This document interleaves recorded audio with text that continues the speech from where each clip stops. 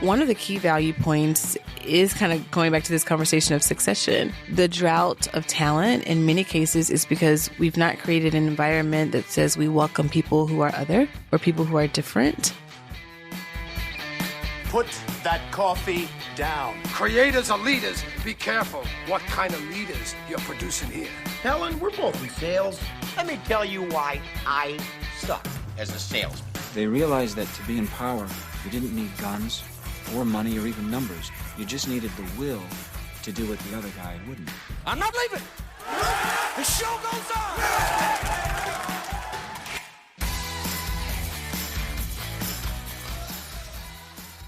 Hey there, friends. Welcome back to the Construction Leadership Podcast. I am your host, Bradley Hartman. On this show, we bring you insights and ideas from experts across the country every single week to help you lead more effectively.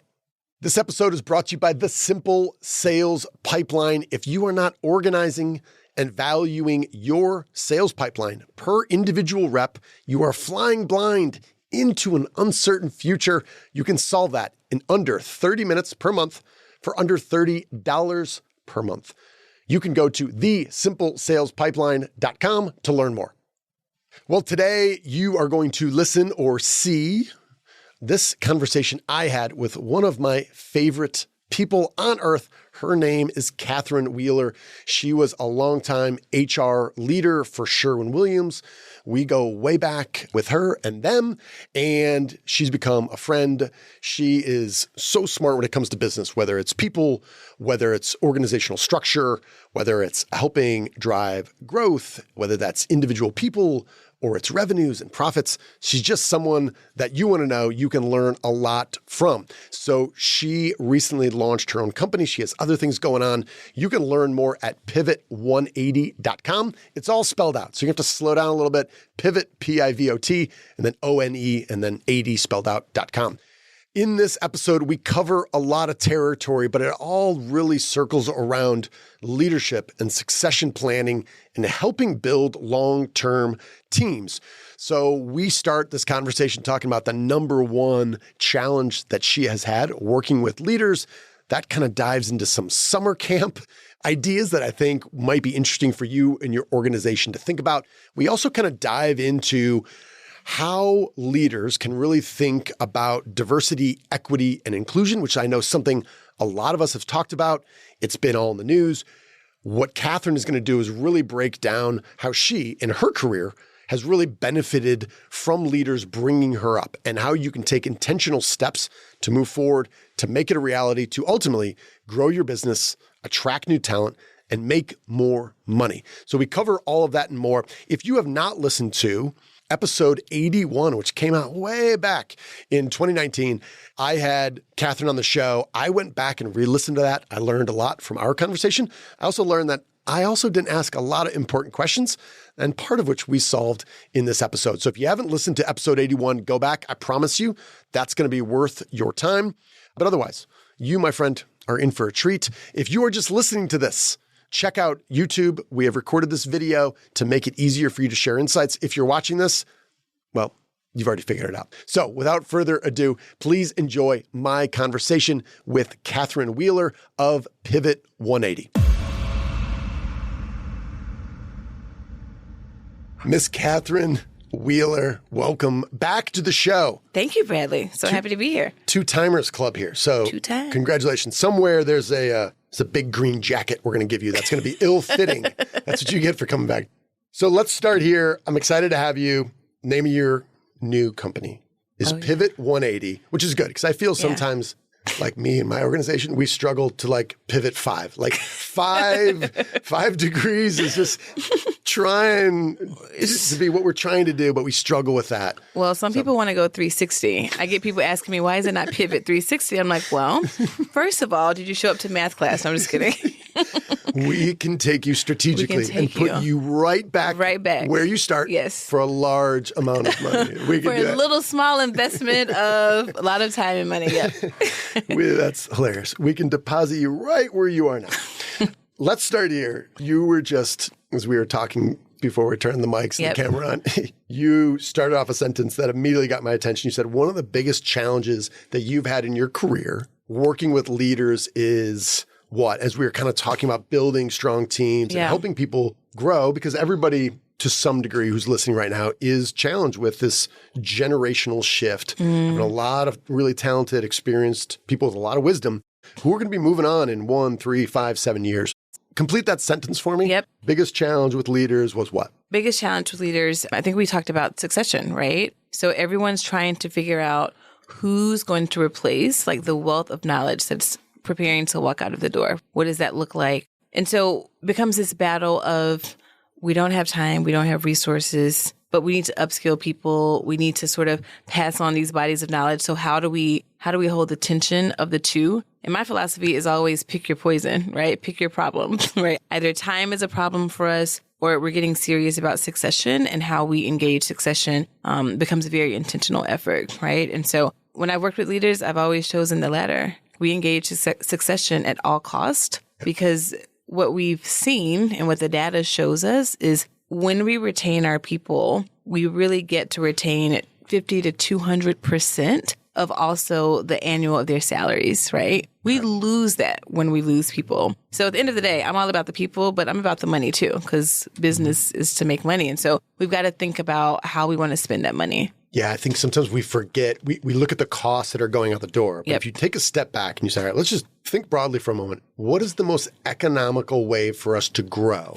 Hire smart people, keep them here. But I like what you just said there, where you said, let's pick the problem, because I think it's easier for people to pick the solution. 500%. And they'll say, all right, well, if I know that we want to decrease our turnover from 74% down to 50 would be great. But that's picking the solution, not necessarily the problem. So can you tell me a little bit about that? Yeah. So this comes from my manufacturing background, right? Where when there is a line that goes down, before we start to solution, we're like, where's the bottleneck? And then it's like, wait, are there multiple bottlenecks? Which one has the greatest impact on what the outcome is? And I think we have to see sort of this leadership solution as the same thing. It's like, where's the real bottleneck? And we also have to assess the impact of each bottleneck. So to your point, sometimes we're solving for things that actually don't move us very far forward.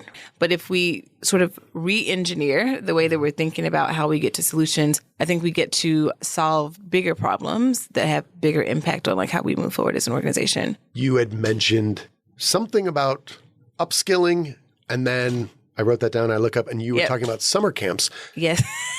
This sounds wonderful. Tell me a little bit about this, where you kind of took this biggest challenge with leaders was really the challenge of saying, hey, I want them to get this upskill and I want them to do this. Yet when the time comes to promote them, you're like, Hartman, he's just not ready. Not ready. And you're like, well, he's not ready because you didn't enable. Didn't pick this problem. You didn't pick this problem to make him ready. That's right. Tell me about summer camps and upskilling. So, like I said, we had to choose our problem, and we had a few different problems, right? We had a few different problems. One of the challenges we had was that, the business was, I guess, siloed is a fair perspective for those listening. So multiple business units, but we also had like multi-generational across business units. We were really fearful of losing a lot of bodies of knowledge in each one of those. Employees weren't sort of reaching to go places, or if they were, they weren't familiar with the places they were reaching to go. So, winding that back, we're like, all right, how do we solve for the biggest impact items? So I was like, summer camp. So what summer camp is I had about 16 directors.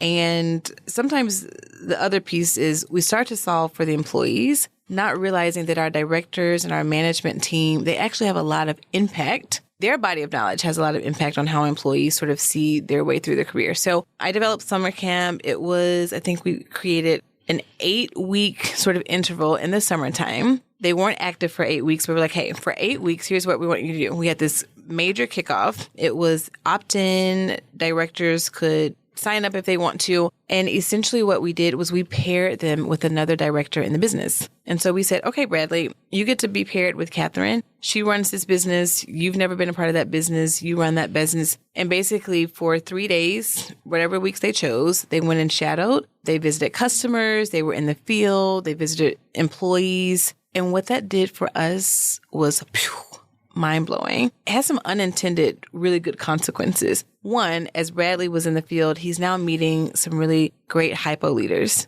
Okay. We didn't intend for that. But as a result, now Bradley has more people on his radar to bring onto his team. Check. Also, one of the assignments was that Bradley needed to take one business best practice from his peer director. Well, he did that. As a result, they take things from each other. Our business grows in Bradley's business unit. Check, right? But also now Bradley is thinking about even his own career. And he's like, oh, I've been in wood, but I could probably actually switch over to plastics very easily. I see the correlation. So just all of these benefits stack up. So what does that do for us during succession planning? Now Bradley has expressed interest in this other business unit. So now we can sort of plug and play Bradley in a lot more spaces than we had initially anticipated. And so you take that and you multiply it by 12 directors. And now you've got a succession plan, right? Now you've got some interest. Now these conversations involving people in their career becomes a lot easier because we've given exposure. They love the idea and they push it down to the field. So if people are listening and maybe they'll say, hey, Catherine, that's great. You're at Sherwin-Williams, multi-billion-dollar global company, been around for 100 plus years. You don't understand. It's different where I am. Of course. That's a single location. We got 50 people. Or I'm actually part of a big organization, but headquarters, dude, they're in Cleveland and I'm down here in Nashville and we're autonomous and, there's some oversight, but we're kind of left to our own devices. I don't think we can pull that off. Yeah. How might you challenge folks to think a little bit differently that this doesn't only come when you have $1 billion organization that has 1,000, employees or locations? For sure. I think the first thing is pick your problem, right? I think it goes back to that pick the problem you actually want to solve that's going to have the greatest impact. But the second thing I'd say is this was actually across. So I talk about the different directors that were a part of it. Each of them were in a very different business unit. Okay. So we're talking across 3 different business units in 12 different segments. And the reason why this was so successful is because people didn't think we could do it and that they didn't think it would have an impact because you're talking about New York to Cleveland to Bentonville where, and so again, we got a lot of good buy-in that this problem was worth solving and we did it. You had mentioned something about it's rare and somewhat non-obvious that we don't include employees in their own career conversations. Yeah. It would seem to be from the outside. If you're an alien that came down and said, how do you guys do business around here? Well, I meet Catherine. I said, hey, what do you want to do? Where do you want to go? Yeah. And it's okay if you don't know right now, but we're going to continue to work on this. And I really want to know from you. And yet lots of careers are mapped out either on paper or in my experience, more often in the owner or a leader's head. It's not even an illustration of that. And then sometimes we surprise it on people or crazy humans change. Yeah. I'm a different person than I was when I was 25 and then we feel some kind of way when they don't want to do what we've mapped out in our heads. Yeah. Well, and it's so funny because I think to your point, a lot of owners or leaders think they are involving people. They're like, no, this would be good for Bradley. I thought about this and his experiences line up with this. I've been a part of those conversations every time, and I think the challenge with how we're thinking about that is it doesn't make space for us to be creative when we involve other people. When we involve other people, I think we learn different interests, different skill sets. And I also think it's selfish of us. One thing I always ask my leaders is this for us or is this for them? Because a good move meets us in the middle to both. And it actually teeters more on the employee side, right? Give me an example of that, because I think there's a fine line. I think that's really important what you said is because I think it's easy for a leader to say, well, of course it's for them. It's their career I'm thinking about. And my guess is you're like, let's hold on a little bit. Let's dig into that. Let's run that back. Yeah. So an immediate situation popped up when I worked for my previous company, and there's someone, incredibly talented. I'm a fan. Everyone's a fan of this person, and a position opens up, and it is a high level position. It is a very strategic role. It's an amazing role. But this person, technically, this is a lateral for them, technically. And the argument that we wanted to use was, but it's a different customer and they need this type of experience. And when we really understand skill set, when we really understand competency, then we understand that if someone has a deep competence to be agile and to be detail oriented, we don't need to keep testing that across business units. that's for us because we want that person to go, let's be real, we want them to go into this thing and we want them to prove it out again that they can do it. Or we want to feel good about how they grow this business, or we want to create stability for the B2B customer on the other side, right? Let's just be frank. That's what it is, right? When in fact, it actually might benefit that person to sit a little bit. And then we say, if we believe the competence is real, then we're going to jump. We're going to jump them maybe 1 or 2 rows ahead. And that's going to be for them because that's going to stretch them. It's going to challenge them. It's going to be more work for us. Absolutely. Because now we're going to have to upskill them. We're going to have to coach them. You know what I mean? And so that's what I think about when I'm like, wait, is that for them or is that for us? It's like, who really benefits? Because what I've seen is when we do that, when we make those types of moves, the person has maybe 3 to 6 months of a learning curve. And now they're right back to being as great as we thought they were. Yep. But if we make that move, sometimes it's that we don't trust our own ability to assess talent, and that insecurity we pass off to the employee. Yeah, and correct me if I'm wrong here. The way I think about that, and a couple current situations come to mind, is there's an unexpected departure of some sort. Or maybe there's a VP of some sort she's a pregnancy coming up. She's going to be out for 4 to 6 months. Mm-hmm.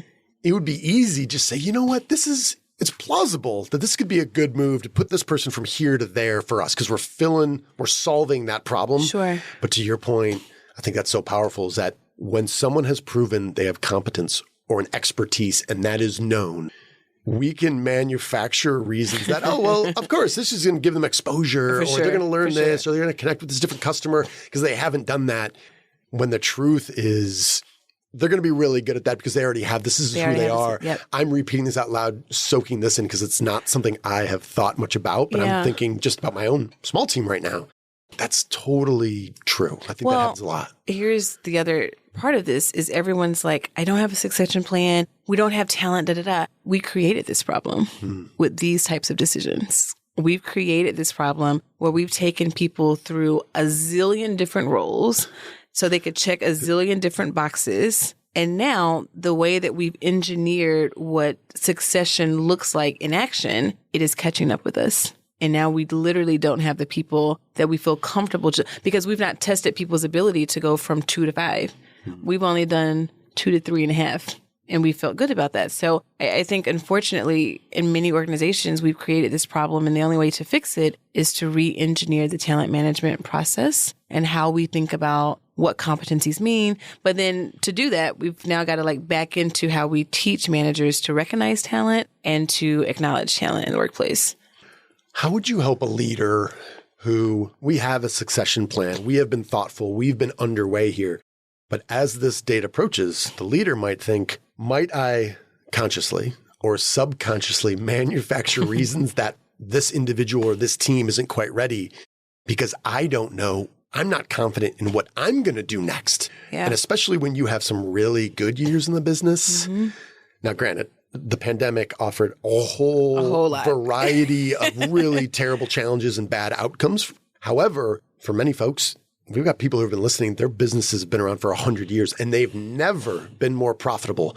And now I'm the CEO and I'm looking around and maybe my name's in the building, maybe not. I'm thinking, how often can I really golf? Do I really want to put that much time towards traveling with my spouse? And sometimes these folks are finding ways to stick around for, maybe I'll stick around for another year, 2 or 3. Yeah. And all of a sudden there's ramifications. Say you were able to, speak privately and have them speak candidly and you can be really direct with them. How do you help those leaders that they are literally initiating these problems of succession that they already have a plan for and they're really operating them well? I'm not sure I understand the question, Bradley. So if I'm a leader and you're like, hey, we've been working together for the last several years. Yep. You got a succession plan in place. Yep. You just threw the gauntlet down. You just dropped a big hammer in the middle of the table that broke the glass and you said, guess what? I don't think I want to transition out of here in 12 months and have this basically everybody kind of move up into this. That was planned. Nobody moves because I'm secretly this idea of what I'm going to do in the next chapter of my life. I like this chapter I'm in. I don't want to leave just yet. That's real. Yeah. And I've seen that happen, right? Yeah. People sort of get, for multiple reasons, the stock market, all these different reasons, people are like, I'm actually just going to sit tight. But I think this is actually, it creates a very opportune time to then rethink about how now do we give people different experiences in the same seat? So it gives us an opportunity to say, okay, and not to not to be conflated with what we just talked about, with like, we're going to do these like minute moves, but it really is to say, how do we get really innovative about what creating experiential experiences around learning, around training within the workplace? Like, what does that start to look like? Because now with things steady, we get to be more innovative and creative. Like, I think creativity and innovation comes in two ways: chaos and steady, right? And so if we're really steady, then we say, okay, well, what have we not done?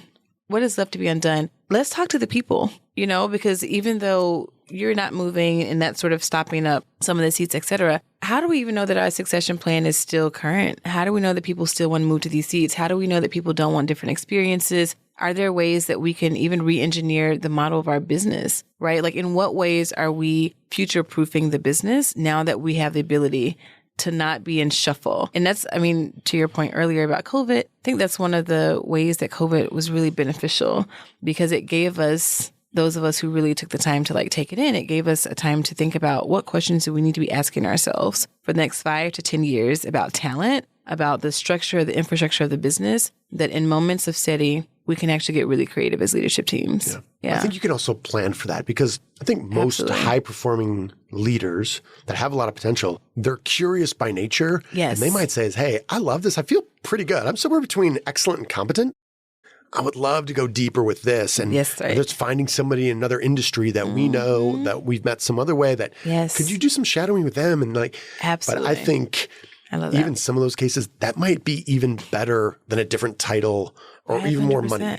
Most of the time at that stage, everyone will take more money, but money's not driving the behavior, right? No. And that's a mistake I believe that we've not talked enough about, is the higher you get in these roles, the money is what it is. And you can get it wherever, because you've got the reputation, you've got the professional equity. Jumping across positions and making more money, that's actually not hard. But you really start to value your employer for the experiences they give you. And that's what we get to be smart about, to say, what experiences are we giving team members here? Yeah. You just mentioned, let's go talk to the people. Let's talk to the people. That should be somewhere in the top 5 things, or on a side of a big 6-sided dice where you're I'm not sure what we should do. You just roll the dice, and then 1 out of 6 times, let's just talk to the people. Sure. You and I collaborated several years ago on a consulting engagement that I had. I brought in your expertise, and it was great working with you. The outcomes were great. We had a company that had been around for 5 to 6 decades. 100 plus employees, had never done any sort of measurement, assessment, survey, asking their employees about the experience of working there.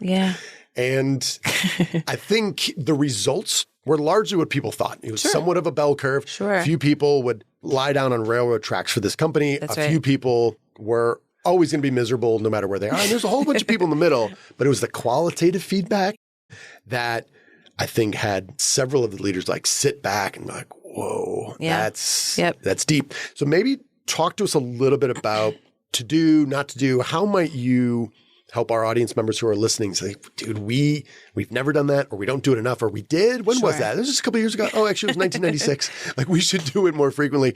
Give us a little context about the right way to do that. Yeah, I think, when we think about how we engage employees, one of the challenges that employees always have is that I am not heard, I'm not seen in this space. Even when you've got a legacy company that people would lay on the railroad for you, one of the challenges that leaders are facing is stuff is happening that they never anticipated because they never asked, right? And so, when leaders are thinking about how to engage this process, I think a very easy things we'll have roundtables, or but have we created the psychological safety for people to be really honest with us is the question that often I ask.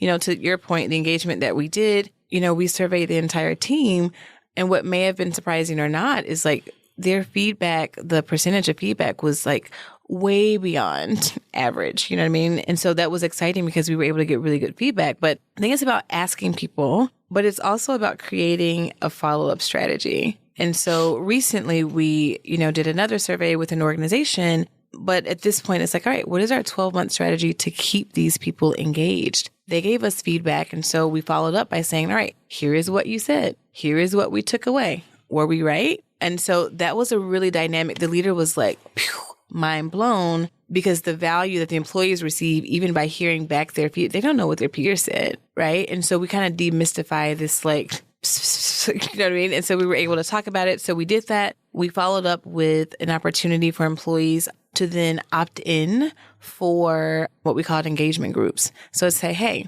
we've got 3 strongest areas. We're going to focus even more on them. We're going to lean into what we're doing really well, and we're going to do it even better. And then we've got 3 areas where we want to tighten up a little bit. So we created 6 engagement groups, and we had, I believe it was 20-something% of the workforce opt in to participate. So that was like 60-something people opted in. And the leaders were just like so surprised at how the continuity of the feedback throughout the year. Our turnover, their turnover, I think was 4%. 4% 2 years in a row. Because when you ask people and you tell them what they said and you listen to what they said by doing things differently, it just works. It just works. I think you brought up a really important point, is that when we talk about surveys and assessment, listening to employees more, it's probably a human reaction in that most people think, I need to prepare for the worst case scenario. I'm going to hear bad news about our culture. I'm going to hear bad news about me as a leader.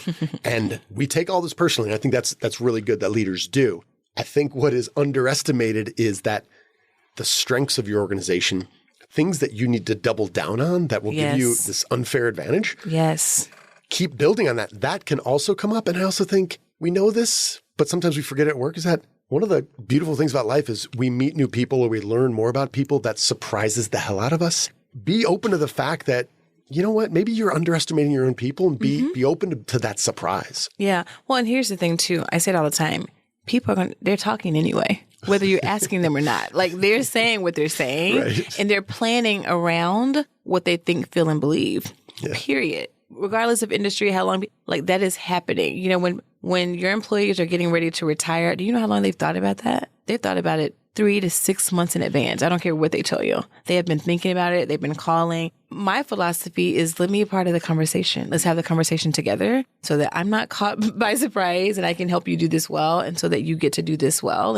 And that's a cultural thing. Like, how do we create that culture in the workplace where it's not just by chance I find out that you're retiring or that you're thinking about it? And sometimes in construction industry too, I think because we are so relational and we have been so relational, we just really underestimate the depth of the conversations we're having. This might trigger something like, okay, lots of different ways we can go about some sort of survey or assessment. Sure. What's a reasonable time frame? Because when we started working, I was like, they want to do this. At that point, it was something I hadn't done for a client. So that's why I brought you in. And they were like, all right, here's what we're thinking. Let's roll this out in 3 weeks. In 2 months, we can follow up. And then 2 months after that, we can deliver on all the promises. We can knock this thing out in 6 months. Yeah, no. And I was like, I don't know, but I have a feeling that seems a little aggressive. It. Yeah. And I realize there's a million different variables. Sure. What should be some sort of reasonable time frame? Yep. So maybe it's say you got 100 people. Let's just do that. What sort of time frame should people be thinking about to set the expectation about this is how long it will take to do it right? I would say no less than a 9 to 12 month. And here's why. Employees have hope fatigue within organizations where they have told us things, they have said things, and we've not addressed them in the ways that they hope that we would. And they're disappointed.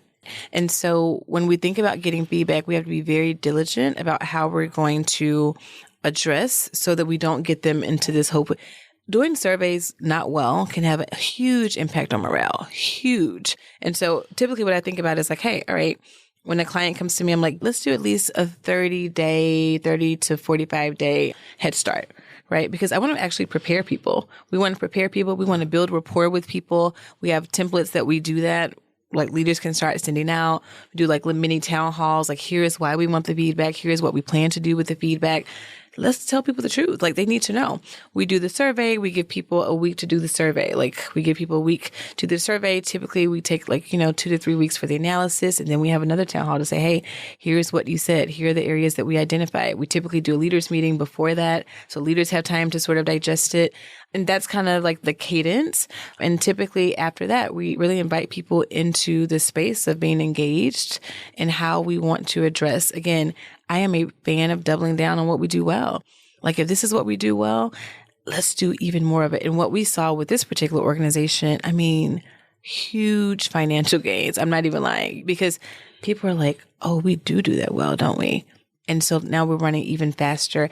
And the dopamine that comes with doing something we do well even more, you know what I mean? The engagement, it just happens very naturally. But then also helping employees be a part of the solution for things that we've not gotten right.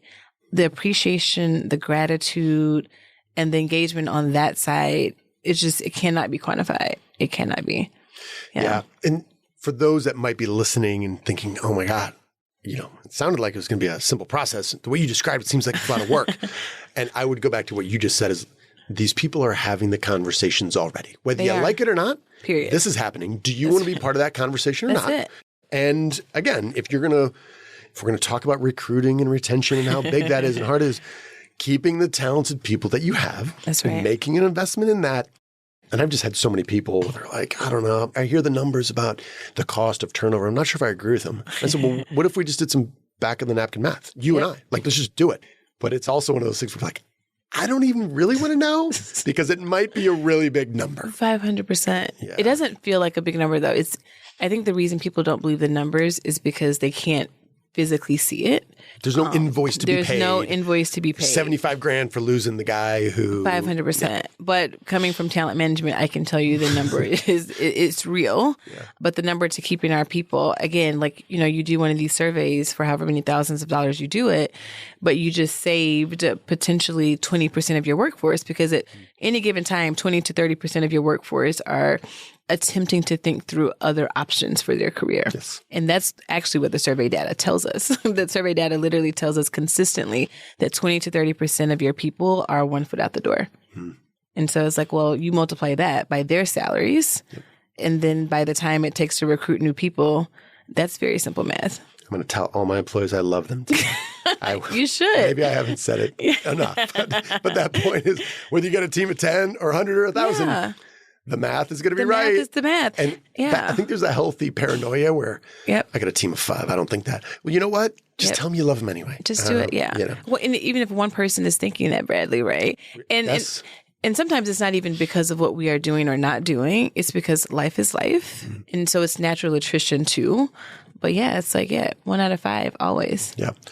You mentioned in episode 81, which you were part of, which all of a sudden feels like a lifetime ago. I was like, you're like 300 plus now. I think it was July 2019, which at one level feels like relatively close to now. On the other hand, I don't remember doing it. I guess I did. We went to the Omni Hotel. We do, yes. You had mentioned that on strong teams that have been around each other for a while, there is...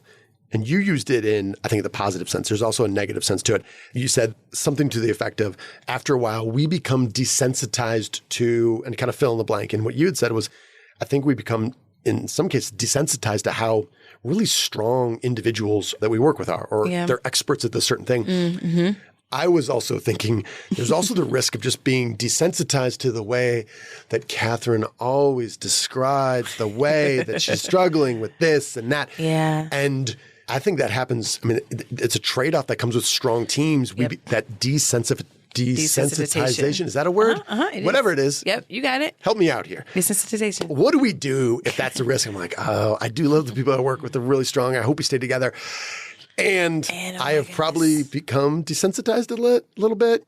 How might you approach that if you're coming from the outside to help a team? Yeah. So, we work with subculture all the time because subculture is actually very strong for, micro and macro culture, right? And to your point, Bradley, I do think there is a time in which teams operate, the best way I can put this is like abnormally, but it's become normal. We sort of normalize the trauma of these meetings, you know what I mean? Or we normalize the angst that comes with the meeting. And it's just like, well, that's just how Bradley is. But that actually is wasting our time, which is actually wasting our money. You know what I mean? And so typically when we come in, we do a team assessment. We get in there, I told you I'm a partner with the 5 behaviors, and we really work on what does it look like for us to trust each other? What does commitment look like in this space? What does accountability look like in this space? How do we value results? And then what are the accelerants and the barriers to getting those things? And what we've seen, it reinvigorates teams to sort of tap back in to what I like to call the new phase.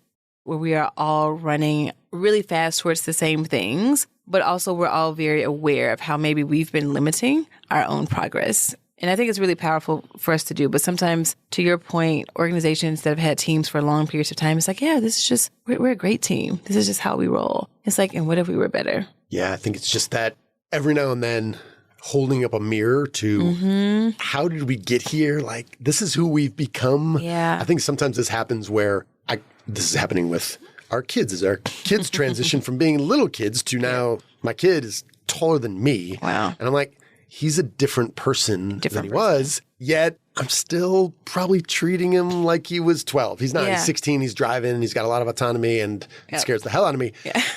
And recently having that mirror kind of showing up like, are you still treating him differently? And then it's like, oh, okay, I can change. I know what I need to do, or at least I know the direction I need to go. Sometimes that's much harder to do in a work environment. Is it possible to do that without bringing in someone like Catherine from the outside to say, hey, what you guys just did there?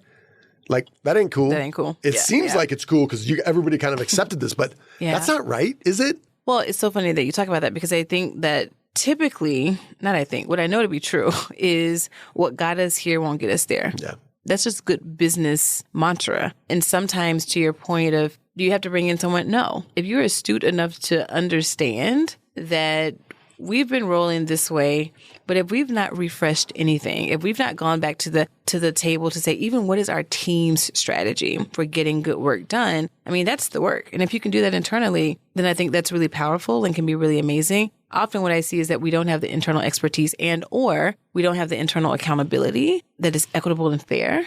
And it can get lopsided really quickly when we try to hold each other accountable because, we're managing the politics of these relationships always, right? And so the benefit of bringing someone into the outside is like, I'm not married to any of this and I really don't understand it the way that you guys are probably feeling it. And so I'm really objective in like how I get feedback and how we move forward, but if we have the ability to do that internally while maintaining psychological safety, that's really powerful. It reminds me of that Einstein quote, Abe Lincoln, I don't know, on the internet, one of those guys said everything, but it's like the same level of thinking that got you into the problem. Yes. It's not going to be the same level of thinking that's going to get you out of it. That's right. Or may not even be the same level of thinking that can recognize there's a problem. Yes.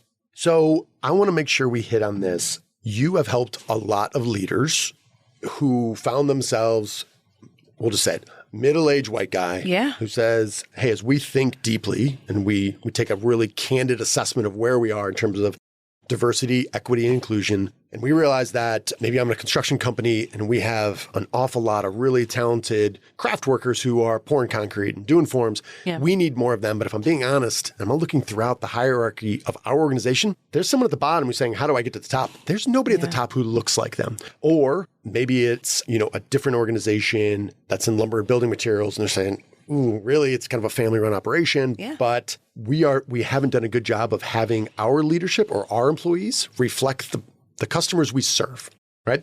How have you worked with leaders to say, listen, there's no shame in this, there's no guilt in this. Yeah. However, if you recognize there's a need to change, how do we take a step back and look at what we're trying to do with a new lens and choose to move forward in a different way? How do you help people do that? One of the ways that we've worked through this is deciding our why and being clear on why. Like, why is this important to us? Why do we care about it? What value do we see? One of the key value points is kind of going back to this conversation of succession. The drought of talent in many cases is because we've not created an environment that says we welcome people who are other or people who are different. The global population, those numbers are real too, right? And so as we choose not to, because it is a choice, as we choose not to expand our culture to be thoughtfully accepting of other people, we're talking about gender, we're talking about multi-generational, all these different things, racial, et cetera, then we're literally cutting off the talent pipe.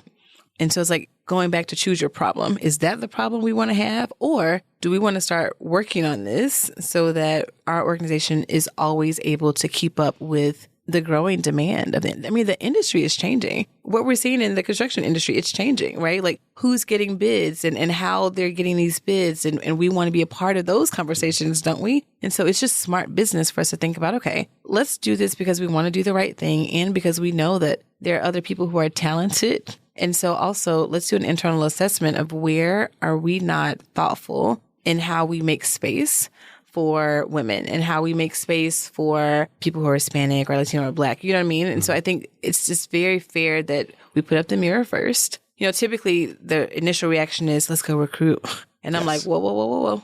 Because to recruit and our internal temperature not be what it needs to be, that's not fair. And typically my leaders are like, Catherine, I'm not racist. I'm like, I know, because like we do this, right? And I know that you're not racist, and I get all that, and I know that you're not a sexist and all the, and I get all of that. But it also lends to us believing and trusting that there are some internal experiences that are unintentionally created that actually would not be welcoming to other people. And so let's do our work first. And let's sort of assess what we've got here. And let's kind of create a plan to be thoughtful about how we start to turn our own Titanic. And then as we do that, the pull actually sort of happens for us. I think that's really well said. This idea that there might be unintentional situations or circumstances that we have created, and we can take intentional steps to change them. To uncreate them, yeah. That's it, right? I think also it's kind of this insight to the obvious. What's the why? Because I've had some conversations recently where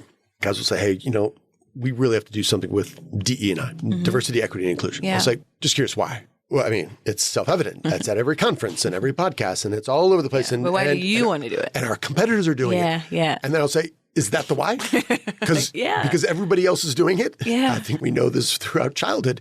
That's often not a great reason to do it. Now, I do think if we probably unpack that, there are some business reasons that if you want to rely on that, or you look at your customer base or some other moral and ethical reasons that you'd like to, I think they're there. But until you get there, just because our competitors are doing it, probably not a great reason to do it. Probably not the best. Well, and the reason it's not the best is because as very, very talented, underestimated, and underrepresented men and women are coming to the table, they've got questions. And they don't want to be a part of companies that are not serious about supporting their growth. And they're asking hard questions. And we've got to be, as an organization, convicted in our why so that we can share those responses very candidly and very truthfully. Otherwise, again, when we go back to this, I can't find anybody, it's because they're asking questions and they don't like your answer. You know what I mean? And so we've got to be very intentional, very thoughtful about, all right, what is our why? And that why expands. I mean, I'll tell you, as I've worked with leaders, you know, that why it expands. And I love to see the expansion of it because it becomes personal for a lot of leaders to say,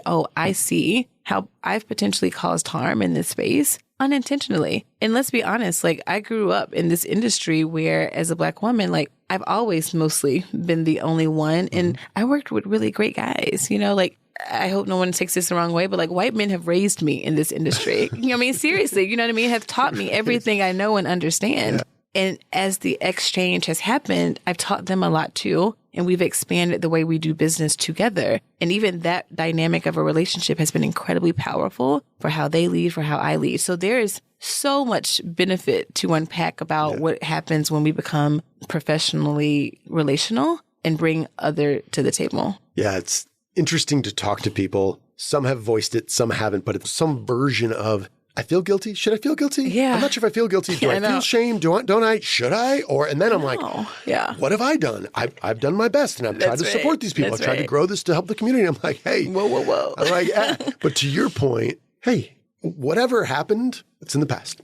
Let's live in the moment. Yes. What do you want? Why do you want it? And what do you want to be in the future? And can we take intentional steps to get there? Yeah, Bradley, I mean, you said something that I say all the time. I'm like, as a society, we are dealing with the residue of decisions we did not make. However, the lack of making decision moving forward is the choice on our part. And we are either upholding or accelerating or mitigating the continued barriers. We just get to choose at this point what side of the table we want to sit on. Yeah. All right. I'm watching the time here. I want to ask you, my friend, you've got a lot going on.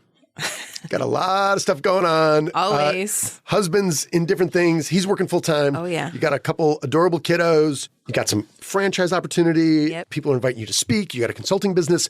Tell me about time management a little bit because I don't have half as much stuff as you got going on. You got a lot of stuff. And I feel like I need to do a better job. So how do you manage your time? How do you figure out how to put the first things first? How do you do it? I make choices all the time. I'm making choices. No, I do. I believe in the power of choice. I teach my kids. I mean, it's like for every choice you make, you're not choosing something else. And so it's like, what is the most important thing in front of you? And like, what needs your attention right now? Like this morning, I'm like, this is what I'm doing and this is important to me, etc. When I leave here, I'm like, okay, what is the most important next thing? And I know that sounds really like, that doesn't sound like a strategy or a plan, but I'm always assessing like, what is the most important thing and what do I need to focus on next? A lot of times my kids are that. Yesterday I made a choice to stop working and to take a nap because they were coming home and I wanted to go play with them. And I was like, I don't have energy to play though if I don't take a nap. So, it's always making a choice.